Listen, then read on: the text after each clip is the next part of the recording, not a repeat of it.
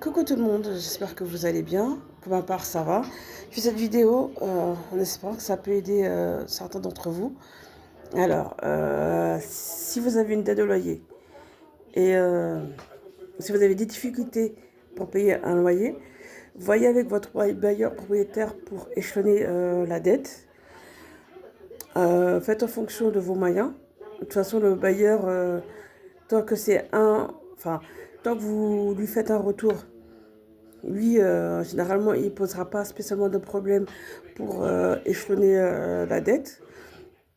Après, si vous êtes à une étape un peu plus avancée, c'est-à-dire que si vous avez plusieurs loyers impayés, essayez de reprendre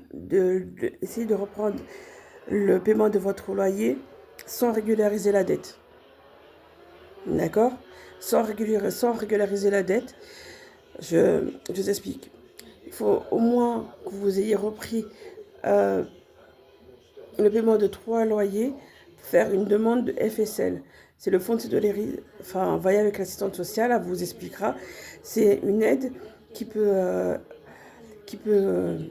rembourser votre dette de loyer pour vous. Alors, il y a deux possibilités. Soit le FSL vous accorde le remboursement de votre dette sans que vous ayez à le rembourser le FSL, ou vous devez le rembourser. Ça sera en fonction de votre situation, mais il faut que vous ayez repris le paiement de votre loyer au moins sur 3 mois. Sinon, ça ne fonctionnera pas. Voilà. Mais après, il faut faire la demande avec l'assistante sociale qui vous expliquera un peu mieux que moi à ce niveau-là. Après, vous pouvez faire une demande un dossier de surendettement auprès de la Banque de France. Mais c'est pareil, il faut que vous ayez repris au minimum la reprise de votre loyer en cours. Pas forcément de... Alors, si vous essayez de payer la dette, tant mieux. Mais après, si vous ne pouvez pas, ce n'est pas grave. Mais au moins, payer votre loyer en cours, c'est très important. Parce que quand vous allez faire le dossier de surendettement, pour que ce soit bien pris en compte, il faut que vous ayez repris le paiement de votre loyer. Ça peut vous éviter d'être expulsé, mais c'est à condition. Par contre, si vous faites le dossier de surendettement, il faut savoir que vous êtes fiché 5 ans au FICB. Donc ça veut dire que vous êtes interdit bancaire, plus de crédit, voilà, il faut savoir ça. Mais après, de toute façon, quand vous allez faire le dossier de surendettement, quand vous allez avoir le retour de la Banque de France, ça vous sera notifié. Après, il faut faire une demande de logement social si vous voulez faire une demande de logement. Après, ça, c'est vous qui voyez si vous voulez la faire ou pas. Mais c'est mieux. Et après, ça, c'est toujours faire une demande de logement, ça c'est toujours utile. Par contre, si vous êtes...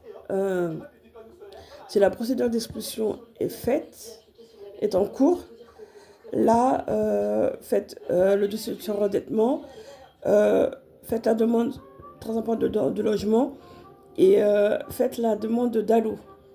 C'est le droit opposable au logement. Ça peut pas forcément aboutir.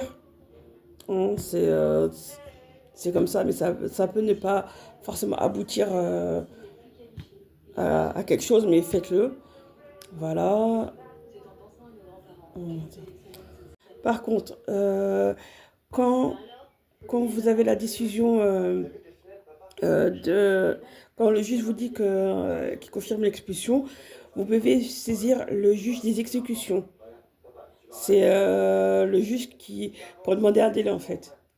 Vous le saisissez au tribunal d'instance de votre lieu d'habitation et vous écrivez un courrier avec un certain nombre de documents, comme quoi vous allez être expulsé, et tous les documents que vous pouvez fournir comme quoi vous êtes de bonne foi. et afin qu'ils vous accordent un délai. Ils vont vous retourner un courrier avec une date d'audience et avec un certain nombre de documents à fournir. C'est voilà. Après, il peut vous accorder ou non un délai qui peut aller jusqu'à 12 mois. Ça peut aller jusqu'à 12 mois de délai, maximum. Après, pour le juge de l'exécution, vous pouvez en parler avec l'assistante sociale, elle vous donnera, elle pourra vous donner un dossier et elle vous dira elle vous dira aussi comment bien faire le dossier pour qu'un puisse un délai peut vous être accordé.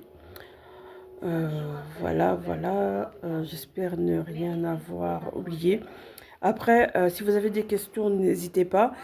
Et si j'ai oublié des choses ou si j'ai oublié certaines choses ou si mes informations sont inexactes, n'hésitez pas à laisser de commentaires. Il n'y a aucun souci pour ça. Voilà, j'espère que ça pourra aider certains d'entre vous. Je vous souhaite une bonne soirée.